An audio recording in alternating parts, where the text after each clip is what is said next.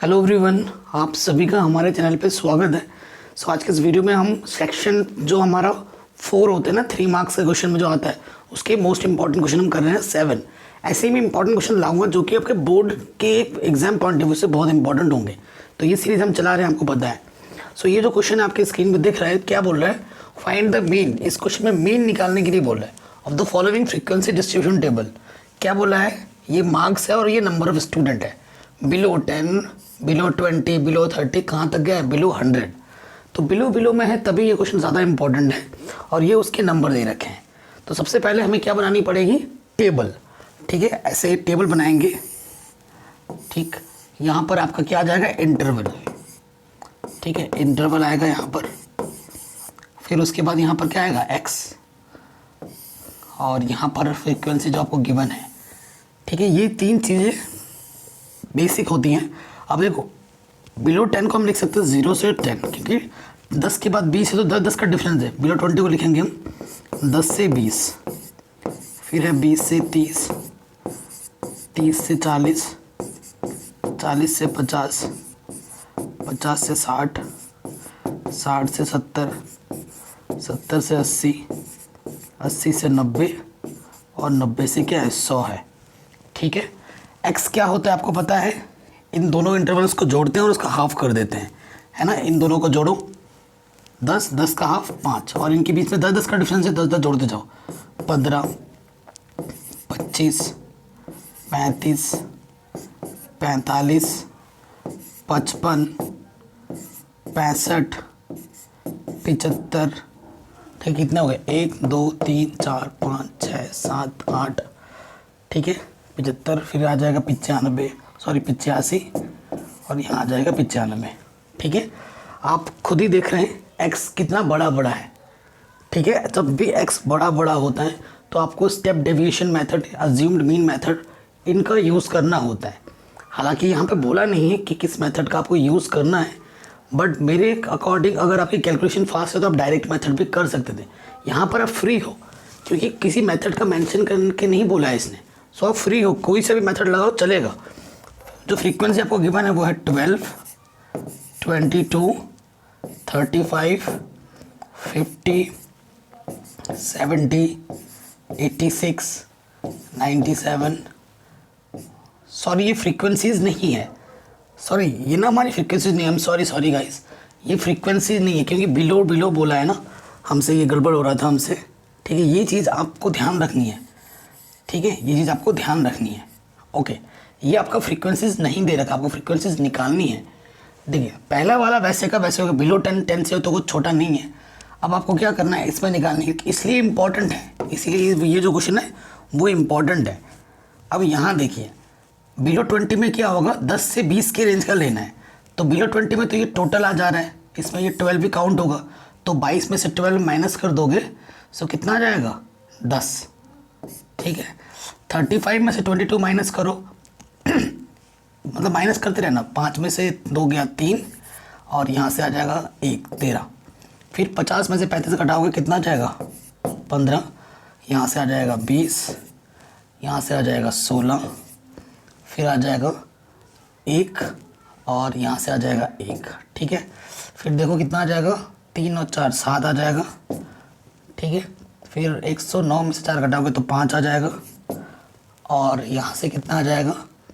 115 में से 9 घटाओगे तो कितना आ जाएगा? 6 आ जाएगा। ठीक है, ये 5 है और ये 7 है। ठीक, ये चीज़ हो गई। अब हमें फ्रीक्वेंसी भी मिल गया। अब इन सब फ्रीक्वेंसी को अगर ऐड करोगे ना तो आपको 135 मिलेगा। ये जो फ्रीक्वेंसी का कॉलम दिख रहा है ना, समेशन आपको चाहिए होगा, इसको आप जोड़ोगे, क्योंकि जगह बची नहीं है हमारे पास। जब हम जोड़ेंगे ना तो कितना आ जाएगा? 135 आ जाएगा।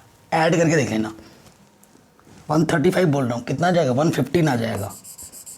यहाँ पर जो नंबर होगा ना वही आएगा, 115 आएगा। ये चीज़ हो गई। अब मेरे को x मिल चुका है, f मिल चुका है। अब जो नया कॉलम होता है वो होता है d होता है x माइनस ए, अज्यूम्ड मीन मेथड में, है ना। a निकालना होता है, वेयर a क्या होता है? a इसको होता है अज्यूम्ड मीन, है ना। अज्यूम्ड मीन होता है। ठीक है, तो ए आपको लेट करना पड़ता है। ए निकालने के लिए मैंने आपको हमेशा बताया n/2 टर्म, n/2 टर्म। सो देखिए n कितना टर्म है यहाँ पर, 1 2 3 4 5 6 7 8 9 10। n हमारे पास 10 है। सो 10/2 यानी कि सिंस n हमारा 10 है तो n/2 टर्म, तो n/2 टर्म कितना हो जाएगा, 5वां टर्म। फिफ्थ टर्म देखो कौन सा हो जाएगा, x में देखना है, 1 2 3 4 5 45। सो आपको यहाँ पर लिखना पड़ेगा लेट अज्यूम्ड मीन, ए हमारे पास कितना है 45 है। ए आपने क्या ले लिया 45, यानी कि हर एक टर्म में से आपको 45 माइनस करना है, हर एक x में से। 5 में से 45 माइनस करोगे तो कितना आ जाएगा, -40। ठीक है, और आपको देखो 10-10 का डिफरेंस है। अब 10-10 बढ़ाते हुए जाओ, अगला टर्म आएगा -30, -20, -10। ठीक है, फिर आ जाएगा 0। ठीक है, फिर आपको 10-10 बढ़ाओ, 10 20 30, कितने टर्म हो गए, 1 2 3 4 5 6 7 8 9 10, यहाँ तक आ गए। ठीक है, अब डी के बाद थोड़ा और कैलकुलेशन थोड़ा शॉर्ट कर लो, क्योंकि ये भी जो नंबर आ रहे हैं ये भी बड़े हैं, तो आप यू निकाल सकते हो। यू क्या होता है, D/H। ठीक है, D/H। H मेरा कितना है, 10 है।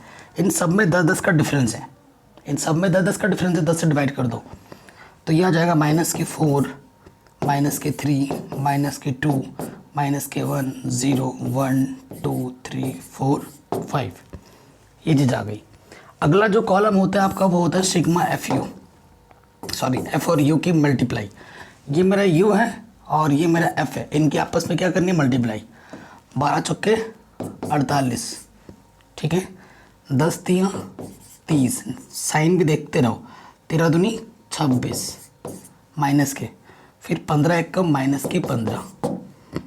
ठीक है, फिर 20 × 0 0, फिर 16 एक कम 16। ठीक है, फिर 11 दूनी 22, फिर 7 तियाँ 21। ठीक है, फिर 5 चौके 20, फिर 6 पंजे 30। ठीक है, ये हो गया कैलकुलेशन, ही मेन है, सारा खेल कैलकुलेशन का है। तो इस पे आपको घबराना नहीं है, आपको दिमाग को शांत रख के करना है, क्योंकि ये जो नंबर मिलेंगे आपको कैलकुलेशन के ही मिलेंगे, है कि नहीं। अब आपको क्या करना है, यहाँ पर माइनस वाला है उसको अलग जोड़ लो, यहाँ प्लस वाला है उसको अलग जोड़ लो। ठीक है ना, सिग्मा FU चाहिए, क्योंकि अभी मेरे को वो चाहिए होगा। देखिए यहाँ से, तो यहाँ से कितना आ रहा है, 6 2 8 9 प्लस के 9 1 2 3 3 2 5 और 2 7 और 3 10। ठीक है, 109। और माइनस का कितना आ रहा है, देखिए यहाँ से 8 और 6 14, 14 और 5 19। ठीक है, एक कैरी 1, 4 और 3 7, 7 और 2 9 और 1 10 और 1 11। ठीक है, माइनस के 111 आ रहा है, प्लस के 109 माइनस के 119, तो कितना आ जाएगा इन दोनों का समेशन, इन दोनों को जोड़ोगे तो माइनस के 10 आ जाएगा, यानी कि सिग्मा FU कितना है मेरे पास, माइनस के 10। ठीक, अब थोड़ा कैलकुलेशन पे आ जाओ, क्योंकि ये थोड़ा इरेज करना पड़ेगा आपको ये कैलकुलेशन करने के लिए। ठीक, दिख रहा होगा ना बोर्ड में आपको सब कुछ। देखिए अब क्या करना है, आपको पता ही ये फॉर्मूला क्या होता है, सिंस जो मीन का फॉर्मूला होता है अज्यूम्ड मीन, उसका क्या होता है, A plus sigma FU into H/, sigma F। तो देखो A अपन के पास कितना है 45, प्लस सिग्मा FU कितना है -10, और H अपन के पास कितना है 10, और सिग्मा F कितना है, सिग्मा F अपन के पास जोड़ने पे अब कितना है, 115। तो यहाँ से 45 प्लस माइनस माइनस 10 10 100 115। इसको आप सॉल्व कर लोगे, आपको आपका रिक्वायर्ड मीन आराम से मिल जाएगा। इतना तो आप कर लोगे ना, सिंप्लीफाई हो जाएगा। तो ये क्वेश्चन इम्पॉर्टेंट था, इजी था थोड़ा, और ऐसे क्वेश्चन बोर्ड एग्जाम में पूछे जाते हैं। जनरली ये जो बिलो वाला प्रॉब्लम है वो मीन के लिए पूछा जाता है, बट क्या सॉरी मीडियन के लिए पूछा जाता है, तो क्या पता मीन पूछ दे इस बार। तो ये क्वेश्चन शानदार था, हमने कर लिया है। ठीक है, आगे बढ़ते हैं। ये क्वेश्चन भी शानदार है, ठीक है। क्या बोल रहा है, the sum of the first m terms, किसी AP का first m terms of an AP is the same as the sum of its first n term, show that the sum of its m plus n term is 0। देखो, let first term of an AP is A and common difference is D। ठीक है, ये late कर लेना होता है हमें given क्या है क्वेश्चन में, हमें क्वेश्चन में गिवन है कि जो SM टर्म है और जो SN है वो इक्वल है। The sum of the first M terms of an AP same as the sum of its first N term, तो ये चीज़ आपको गिवन है। ठीक है, एंड टू प्रूव क्या करना है हमें कि जो m प्लस n टर्म का सम जो आएगा वो हमारा क्या आएगा, 0 आएगा। ठीक है, वी नो दैट, आपको क्या पता है कि जो Sn का फॉर्मूला होता है n/2 2a plus n minus 1 into D होता है ना।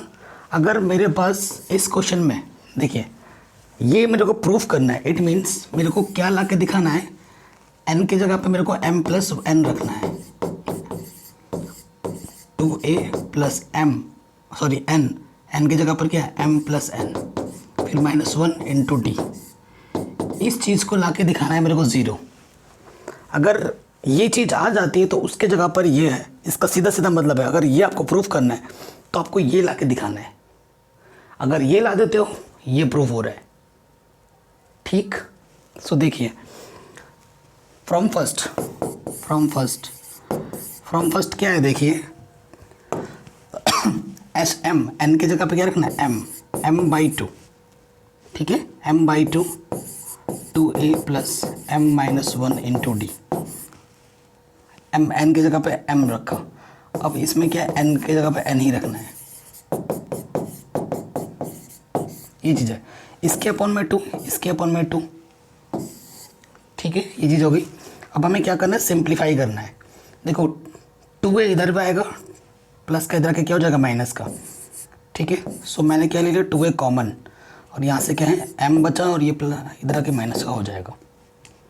ठीक है, ये m इसके अंदर साथ मल्टीप्लाई होगा, m² माइनस के mn, यहाँ से क्या है d। ठीक है, ये प्लस का इधर क्या हो जाएगा, माइनस का, सो n² माइनस का हो गया। ठीक है, और n d। ठीक, ये प्लस का इधर के माइनस का हो गया, सही है ना। अब इधर क्या बचा, 0। ठीक है, इधर से देखिए अब सॉल्व करते हैं, यहाँ से m माइनस n। अब देखिए यहाँ से भी d है और यहाँ से भी d है, आप पूरे में से d क्या निकाल सकते हैं, कॉमन। पूरे में से कॉमन d निकालोगे तो यहाँ बचेगा m² माइनस के mn माइनस के n² माइनस माइनस प्लस के n। ठीक है, इक्वल टू 0। कैलकुलेशन के ही नंबर मिलने हैं, बाकी तो बस इजी क्वेश्चन एकदम। ये चीज़ आ गई। अब देखो इसको और इसको ना साथ में रखो, और आपको पता है सिंस a² माइनस b² क्या होता है, a plus B into A minus के b। अब ये यहाँ पर रख दीजिए, देखो आगे क्या हो जाएगा, 2a ब्रैकेट में क्या, m माइनस n, यहाँ d। देखो इस m² माइनस n² की जगह पर मैं लग सकता हूँ m plus n into m minus n। Clear, इन दोनों की जगह पे ये आ गया। और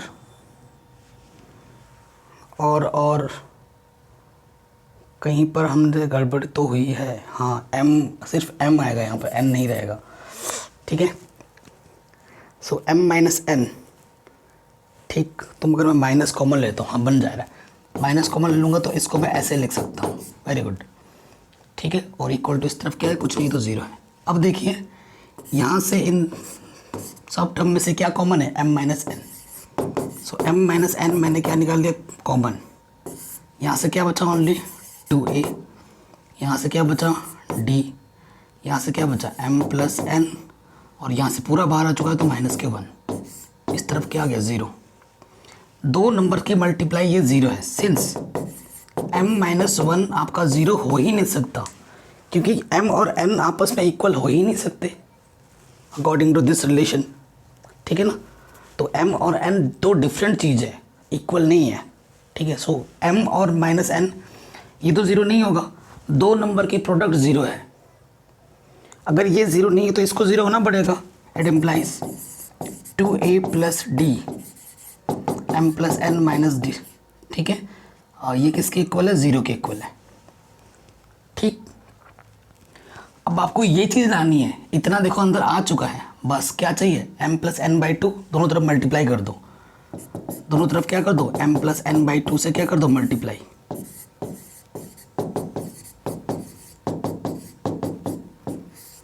किस 0 से किसी भी नंबर को मल्टीप्लाई करो तो 0 आता है। तो ये चीज़ आ गई, ये चीज़ आ गई, यानी कि m + n क्या आ गया? 0 आ गया। यही तो मेरे को प्रूफ करना था, आराम से बन गया। कितना शानदार क्वेश्चन है ना। तो इस टाइप के इजी और ट्रिकी क्वेश्चन पूछता है बोर्ड आपसे। क्वेश्चन तो इजी है, बस थोड़ा इसका यूज़ करना है आपको। बाकी तो सिंपल सा क्वेश्चन है, थोड़ा सा कैलकुलेशन पार्ट था, वरना चुटके में हो जाता। सो ये क्वेश्चन 3 मार्क्स में आपसे पूछ सकता है।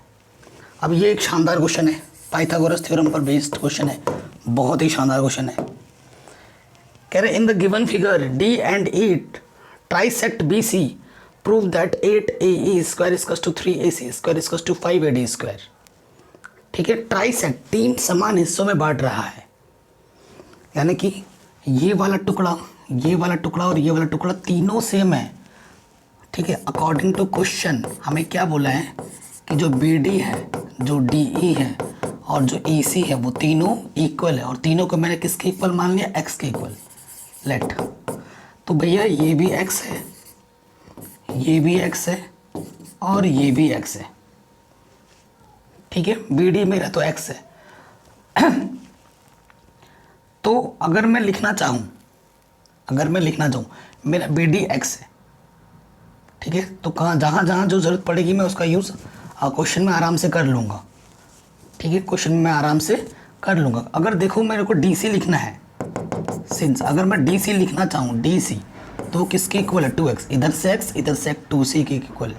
अगर मेरे को लिखना है BC लिखना है तो x किसके इक्वल है? 3x, और BD तो भैया x के इक्वल है ही ऑलरेडी, है ना। और EC भी मेरा x है। तो ये चीज़ जहाँ ज़रूरत पड़ेगी मैं उसका यूज़ कर लूँगा। अब इसको मेरे को प्रूफ करना है कि ये जो आइडेंटिटी है वो आपस में इक्वल है, यानी कि left hand side right hand side के इक्वल है, ये मेरे को लाना है, ठीक है। सो सबसे पहली प्रायोरिटी देखो, AE कहाँ है? AE, यहाँ AE है, तो मेरे को ट्रायंगल लेना पड़ेगा ABE। सो यहाँ लिख लूँगा मैं in triangle ABE using Pythagoras theorem, ठीक है। पाइथागोरस थ्योरम यहाँ पर 90 है, तो ये वाला क्या हो जाएगा? हाइपोटेनियस, ये वाला परपेंडिकुलर और ये वाला बेस हो जाएगा, ठीक है। तो हाइपोटेनियस क्या है मेरा? AE का square is equal to AB का स्क्वायर एंड BE का स्क्वायर। अब मैं आपको एक ट्रिक बताऊंगा क्वेश्चन को सॉल्व करने का। देखो AE स्क्वायर ये है, AC स्क्वायर ये है और AD स्क्वायर ये है। जब भी आप इन सबको लेने जाओगे तो ये ट्रायंगल में जो कॉमन लेंथ तीनों में होगी वो कौन सी लेंथ है? AB। तो जो आप चेंजेस कर रहे होंगे तो AB को चेंज मत करना, बाकी जो क्वांटिटी लगा सकते हो मैं लगा दो, लेकिन AB को मत करना, वो एलिमिनेट हो जाएगा भाई। देखना कैसे, ठीक। सो देखो मैं BE की जगह पे क्या रख सकता हूँ? BE कहाँ है भाई साहब? BE मैं BE की जगह पे रख सकता हूँ 2x, यहाँ से x यहाँ से x, BE की जगह पे मैं रख सकता हूँ 2x। So put it here, 2x का whole square it means AB square equal to 4x square, ठीक है। अब इसमें 8 से मल्टीप्लाइड भी है, मैंने क्या कर दिया? 8 से मल्टीप्लाई कर दिया, ठीक है। तो ये क्या हो गया? 8AB स्क्वायर और ये हो जाएगा 8 चौके 32 x स्क्वायर। ये मेरा LHS आया है, इक्वेशन नंबर 1। ये मेरा क्या आया है? LHS। मेरे को LHS सॉल्व करके इतना मिला है। अगर मैं RHS सॉल्व कर भी यही ला देता हूँ, प्रूफ हो जाएगा, ठीक है ना, प्रूफ हो जाएगा। सो ये चीज़ अभी हम साइड पे लिख लेते हैं क्योंकि यही हमें करना है तो जगह नहीं बचेगा। तो लेफ्ट हैंड साइड 8ab² जो मिला है मैं यहाँ पर रख देता हूँ। क्या मिला है मेरे को? 8ab² 32x²। ये मेरा LHS है लेफ्ट हैंड साइड, क्योंकि मेरे को अब यहाँ इरेज करना है।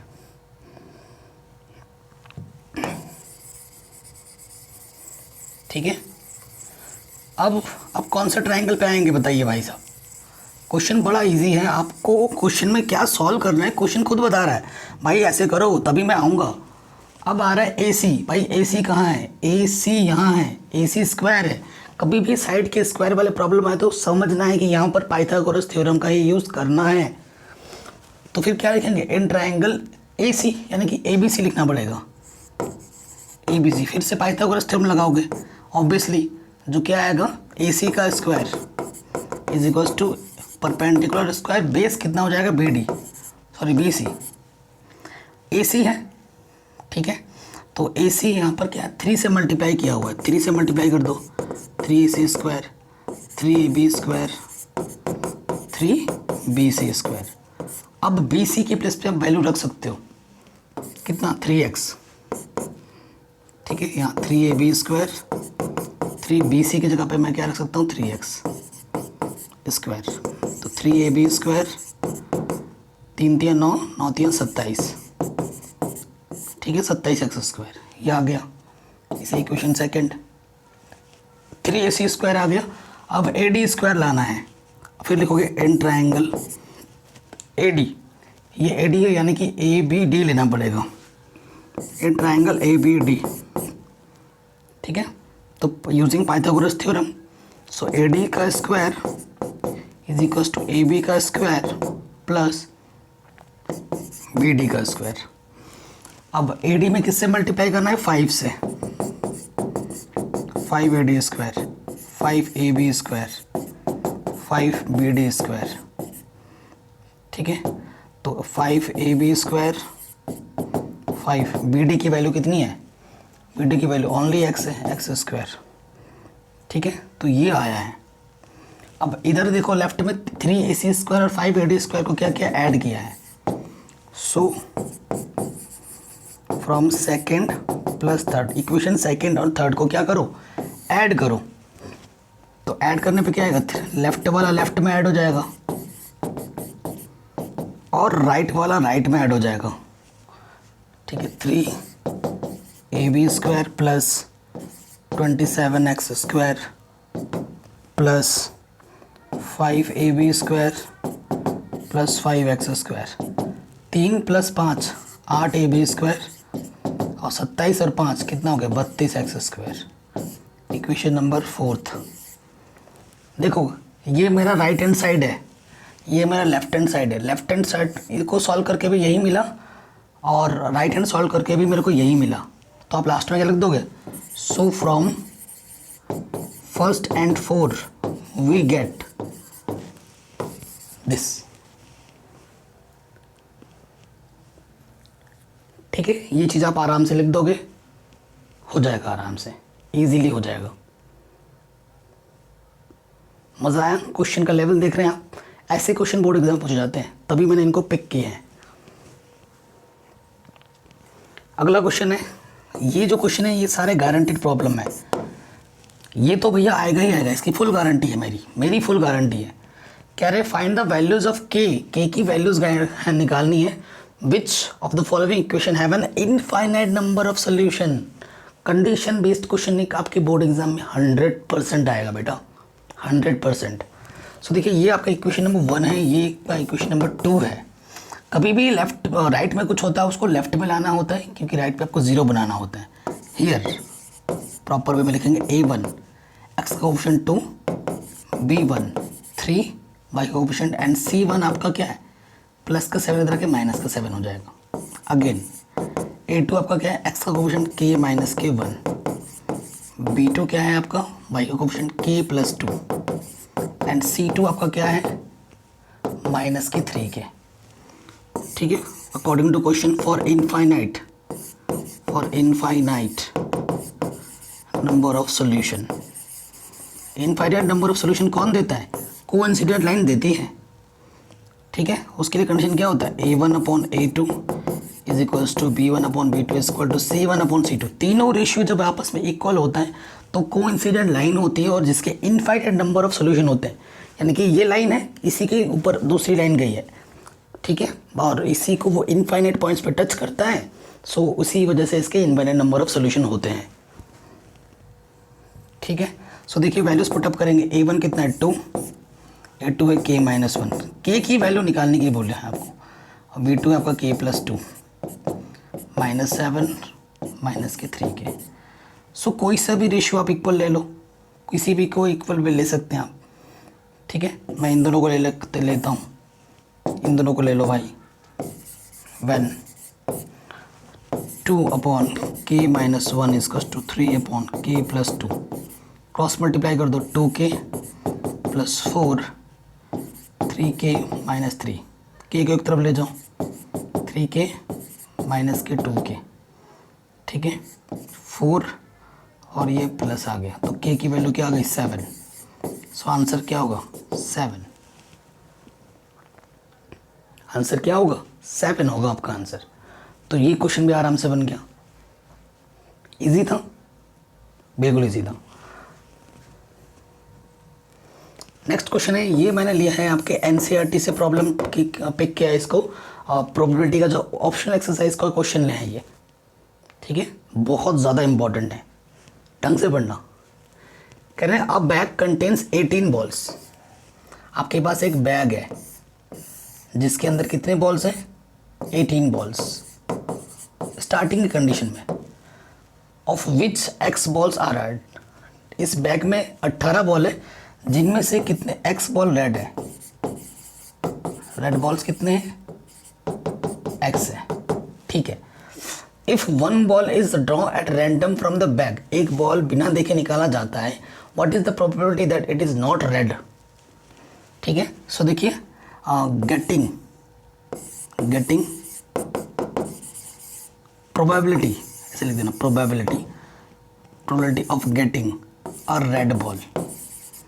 रेड बॉल निकालने की प्रोबेबिलिटी क्या होगी?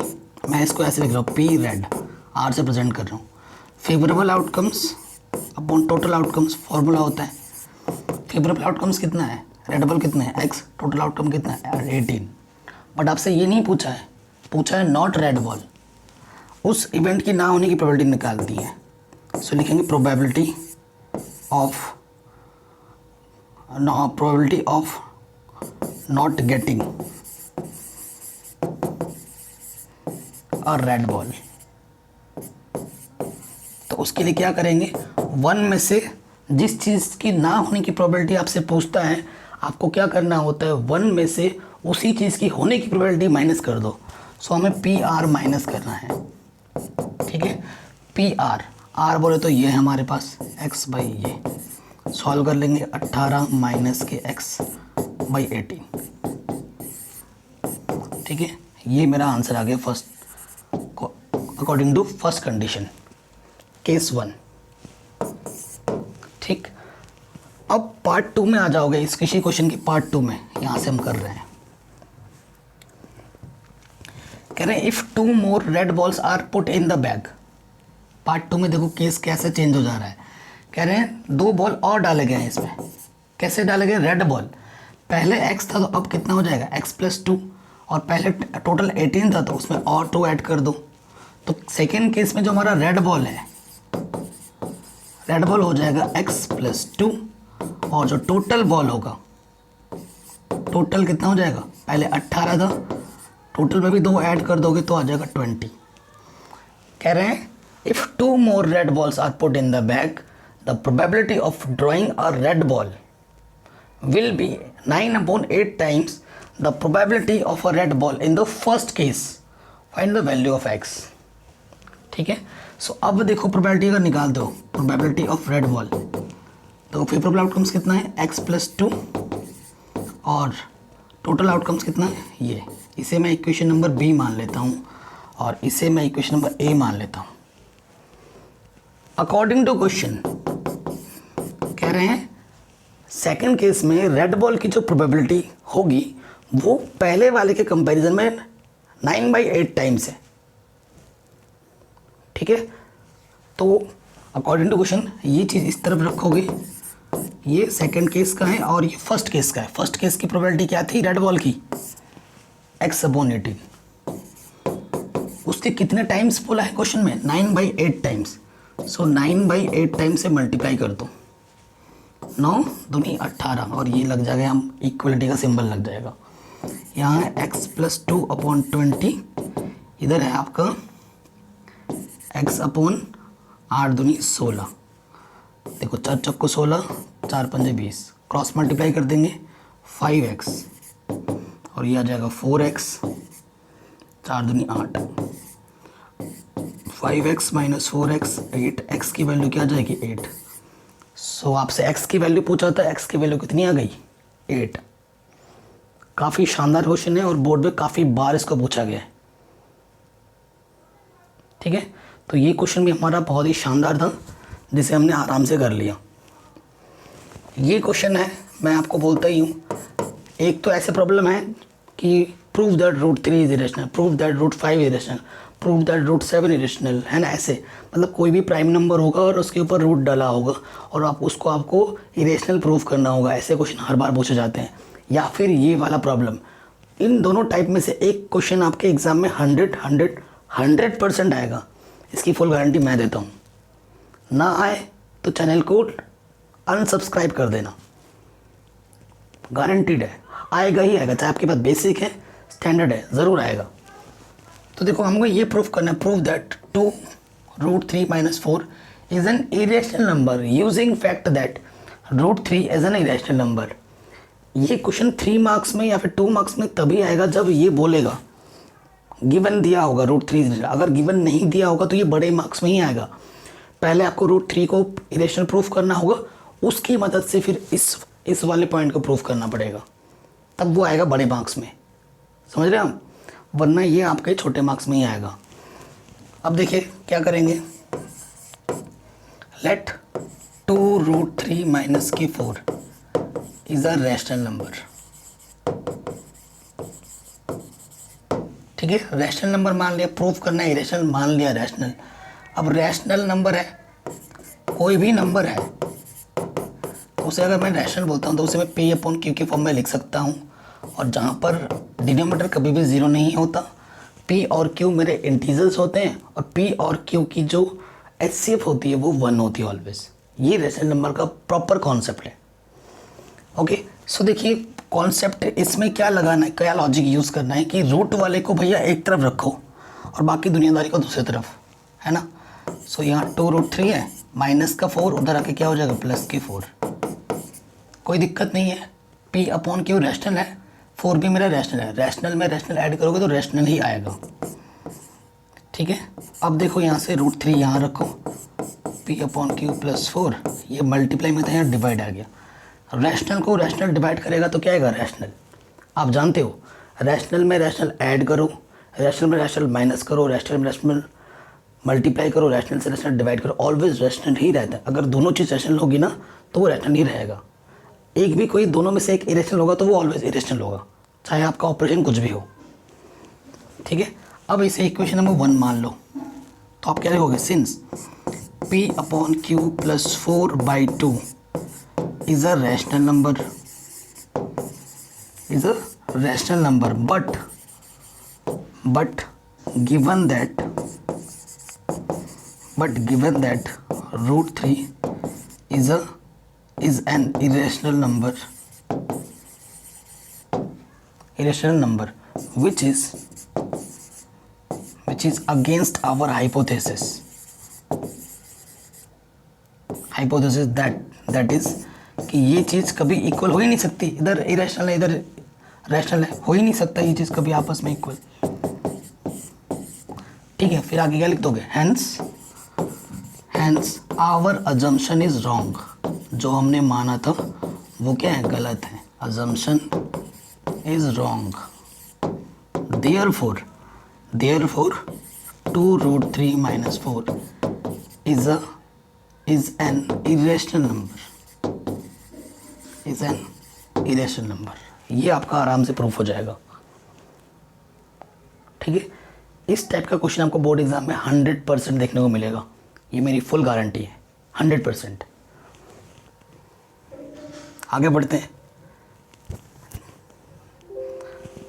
ये क्वेश्चन बहुत ही सिंपल है, बेसिक से क्वेश्चन है। एज से रिलेटेड प्रॉब्लम, एज से रिलेटेड प्रॉब्लम, फ्रैक्शन से रिलेटेड प्रॉब्लम, मतलब फिक्स्ड क्वांटिटी से रिलेटेड प्रॉब्लम एग्जाम में ज़रूर आएगा। इनमें से एक टॉपिक पे प्रॉब्लम, फ्रैक्शन पे प्रॉब्लम, ये जो मैंने टॉपिक बोले इनमें से एक टॉपिक का प्रश्न ज़रूर मिलेगा आपको। बहुत इजी होते हैं, आप आराम से कर भी सकते हो उनको। और अप स्ट्रीम डाउन स्ट्रीम का प्रॉब्लम भी हर बार आता है। कह रहे हैं sum of the ages of a father and the son is 40 years. बाप और बेटे की जो एज का जो सम है वो 40 ईयर्स है।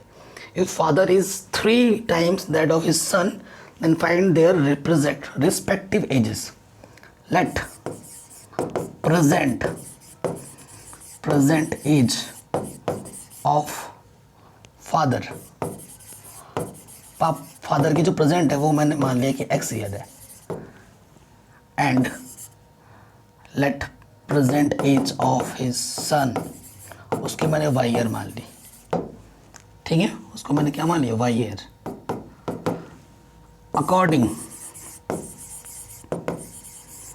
According to first condition,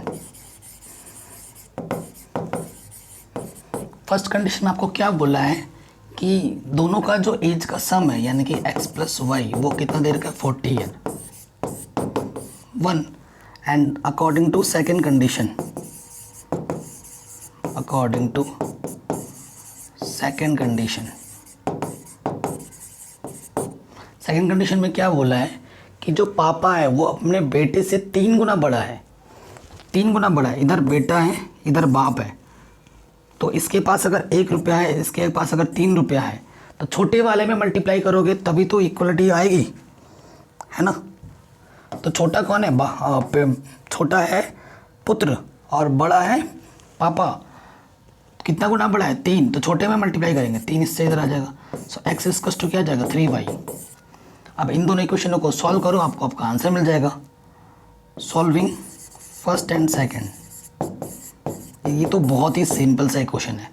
x की वैल्यू उठाकर यहाँ रख दो, एक बार लिख लो x plus Y equals to 40, एक्स की value 3y plus Y 40, so 4y equals to 40, so y की वैल्यू आ जाएगी 4 10 10 40। ठीक है, सो जो बेटे की एज है वो कितनी है, 10 ईयर है। Since from first x plus Y मेरा 40 था, y की वैल्यू कितनी आ गई, 10। सो x की वैल्यू क्या आ जाएगी, 40 प्लस का 10 उधर का माइनस का 10, x की वैल्यू क्या आ गई, 30। सो जो पापा की आयु होगी उसकी वो कितनी होगी, 30 ईयर होगी। तो ये बेसिक से क्वेश्चंस लिए थे मैंने, ऐसे ही क्वेश्चन आते, ज़्यादा टफ कभी नहीं आता है, कभी भी नहीं आएगा। आपको बिलीव नहीं होता है, प्रीवियस इसके क्वेश्चन उठाओ। मैंने बोला है आप लोगों से स्टार्टिंग से बोलते हुए आ रहा हूँ, अगर आपको एग्जाम में फोड़ना है ना, एनसीईआरटी ढंग से पढ़ लो। एनसीईआरटी के साथ साथ एनसीईआरटी करने के बाद एनसीईआरटी के एग्जाम्पल है ना, और प्रीवियस के क्वेश्चन उठाओ, ज़्यादा से ज़्यादा क्वेश्चन प्रीवियस के करो। और अगर आपके पास स्टैंडर्ड मैथमेटिक्स है तो एनसीईआरटी एग्जाम्पल ज़रूर करना। एनसीईआरटी से एग्जाम से ढेरों क्वेश्चन मिलेंगे आपको। ठीक है, और बेसिक वो है अगर आपके पास, तो सिर्फ और सिर्फ एनसीईआरटी और प्रीवियस क्वेश्चन करो, आपका आराम से बन जाएगा 90+ स्कोर। ठीक है, और एनसीईआरटी एग्जाम पर अगर कर लेते हो तो आपको कोई रोक नहीं सकता 100 में से 100 लाने के लिए, अगर आपकी मेहनत वाकई शानदार है तो। अगर वीडियो अच्छी लगी हो तो हर जगह शेयर करो, चैनल पर नए हो तो सब्सक्राइब करो। मिलते हैं आपसे नेक्स्ट वीडियो में।